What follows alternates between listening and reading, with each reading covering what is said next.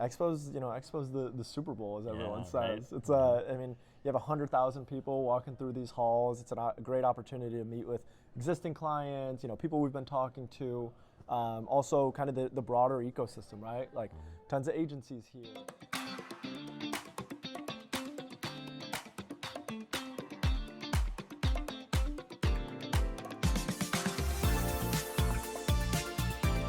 What's up, everybody? Welcome back to another edition of the Ad Podcast. We are here with Alexander Hijazzi. He is the founder and CEO of Placement. Now, Alex just stopped me in the middle of the Expo halls and just approached me and asked me about what the show was. I love that type of initiative. So 10 minutes later, we're up in the press lounge of Expo and we're doing an interview. So if you see me in the streets, feel free to walk up to me and hit me up because I love to do those random, just chance shows. I'm really excited about what his company is doing. So if you guys have ever seen those Amazon lockers, he's basically building a sampling opportunity into those Amazon lockers. So you walk in, you punch in your little code, your Amazon thing opens, you get the stuff that you ordered, but then a brand has the opportunity to say, hey, would you like to try this product? You hit the button, and then another locker opens, and then you get to sample. So it's an amazing kind of digital meets IRL sampling opportunity. 100%. So tell me a little bit about yourself and what got you to come up with this idea. It was a long journey, man. It was a long journey. We started out building the actual lockers themselves. Wow, that's crazy. 10 years ago, we were manufacturing kiosks for sport tech and equipment rentals. So putting these kiosks at parks, beaches, hotels. So basically, if people are out and about and they don't have a beach ball or like a raft or something, they can hit the button. I've also seen them at state parks where you can get the firewood. Yep. You can be like, exactly. firewood. Boom. Exactly. So that was the initial concept. It was like getting the products people want where they need them. Yeah. Pandemic hit, we pivoted, we started using these systems for package management, right? Nobody was in the leasing office, packages were piling up. So we took that rental tech, kind of combined it into this package management hub. So now you go down and get your package, but you can also rent a vacuum if you needed to clean, or a board game for that night. And the whole thesis has always been maximizing asset utility. How can we make this system do more for residents, for the people who buy them, the property managers? And then, one thing led to another. We added vending, we added sampling into this ecosystem, and now we developed this full access hub. So you have a product or a kiosk for packages, products, and people. I go down, I get my package, I can rent a board game for the night, I can also buy, a pack of M&Ms, and then I sample a new healthy product, a new healthy alternative. Wow, that's crazy. It was this whole ecosystem, and what we came to find is maybe what we were doing on the sampling and the advertising side was a business in itself. Yeah, totally. So we shed the hardware business, we sold it to a real estate development firm out in New York, and then spun out that software technology that allowed brands to access these kiosks at scale. We started a partnership with a company called Luxor One. Luxor One has 10,000 of these systems across the country. 4 million people are using them every month to pick up packages. And what we do is we just get brands seamlessly placed into that package pickup experience. So people can get their package, discover a new product in the comfort of their own home, and exchange their data for a new product. So kind of turning advertising or just adding another layer onto sampling, the digital layer onto sampling. Yeah.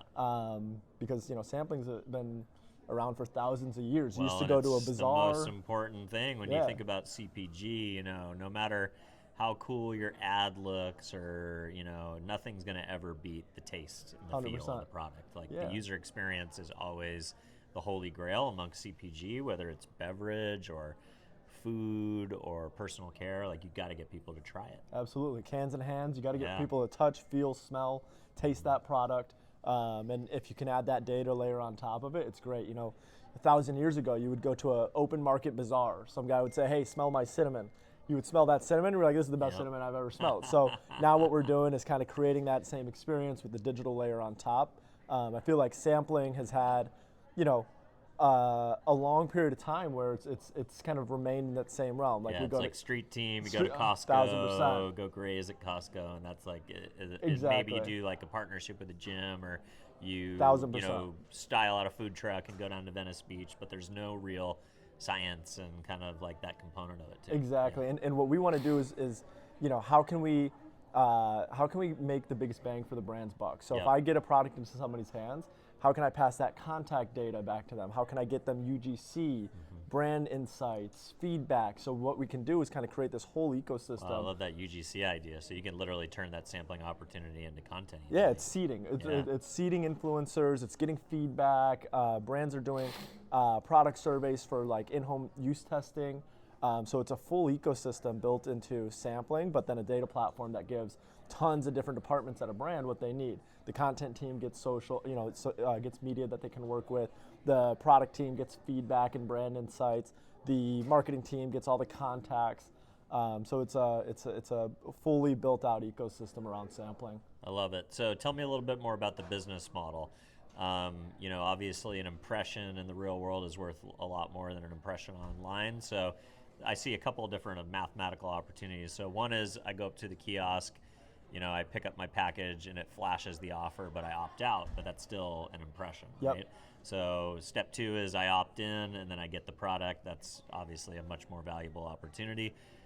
Tell me a little bit about how you charge partners and how do you see scale kind of rolling out? Absolutely. We try to keep it simple. So Yep. there's a huge network of impressions because even before we put a product in the locker, we're messaging all the residents saying, hey guys, Liquid Death is coming to your kiosk. Here's what Interesting, they're all because you're about. working with a property manager, you can actually put emails into people's inboxes too. Well, because we're working with the package management system, so all the communications that people get about their packages when it's Okay. delivered, Yeah. we can use So those they've same opted channels into this system because they are using this piece of technology. to get all their Amazon orders or anything that their Crazy. parents send them on through FedEx. Like So any wild. package that goes to these apartments Yeah. goes through this kiosk, and we can integrate into the messaging channel. So we have a gateway built in.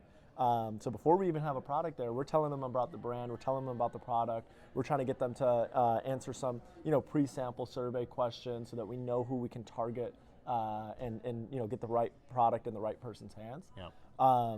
From there, once we do the delivery, people go to the kiosk, they might be picking up a package that's already in there. We can sneak a sample into that locker, so create a little Basically, surprise so and the delay. management company essentially can drop things in there because they've either opted in or they've at least opted into the idea that, hey, a third party is going to be managing this, and they have the opportunity and the ability to basically drop things in there. that you might Exactly. like. Yeah. Exactly. And then there's the way that we monetize is really just straightforward. It's cost per sample. So we're not interesting. charging impressions. We're not charging performance fees. Yep. We're not like layering on all these add-ons. I charge a brand a flat fee per unit that we get into a customer's hands, and then we give that entire data package. All the other ecosystem is added exactly. value on top of the 100%. cost per sample. The Can you whole- say what the cost per sample is, or is it variable? It ranges by Okay. brand, so Yep. depending on size, big, volume yeah, of the activation, if it's always on, if it's just a quarterly launch or a new product launch. So it ranges from 50 cents up to $2, $2.50. But yeah, a couple variables there. But the whole idea is, we want to get a product into somebody's hands. Yeah, well, for now you're less than cutting they pay down on for a labor click. cost, you're cutting down on any rental of space, like street teams and the equipment and things that come with that. You're cutting out even on, if you're doing online sampling, you have to do shipping. Exactly. So you're cutting out a lot of different, layers of expense 100%. to go direct to consumer. Let's talk a little bit more about the demographics, because you mentioned this company that you partnered with. It's called Luxor. That makes Yep. me think of luxury. Yep. These are not probably. This is an expensive piece of equipment, so this probably isn't in your, no offense, but your public housing unit. This Yep. is in your luxury apartment. This is in your suburban neighborhoods.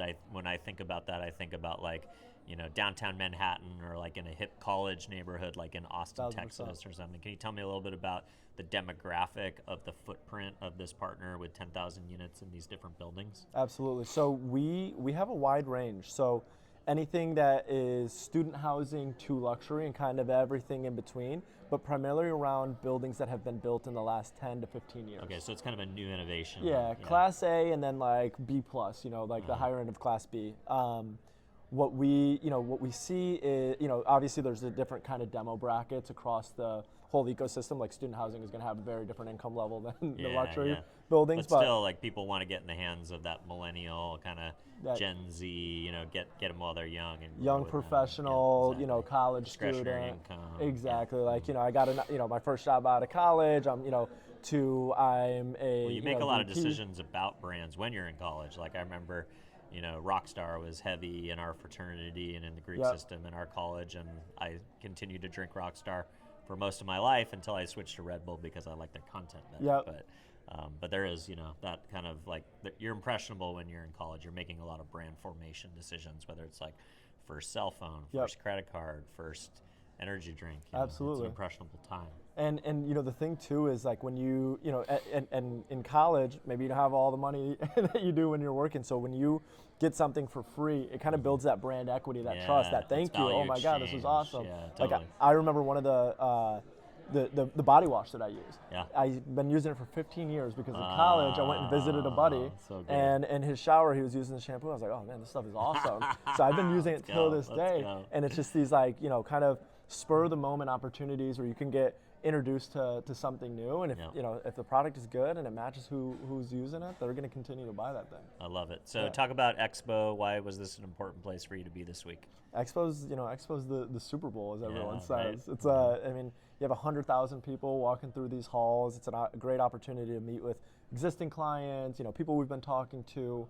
Also kind of the broader ecosystem, right? Like tons of agencies here, tons of retailers here. So, talking with folks at Walmart or Whole Foods, allowing them to use this as a channel for brands that are on their shelves to gain, exposure in people's homes. So now we're kind of connecting the broader ecosystem, right? Brands obviously need to stand off those shelves, but retailers need to drive foot traffic. Yep. So how can we introduce products, tell people, hey, this is where you can buy it, and then drive those people from the apartment to that store.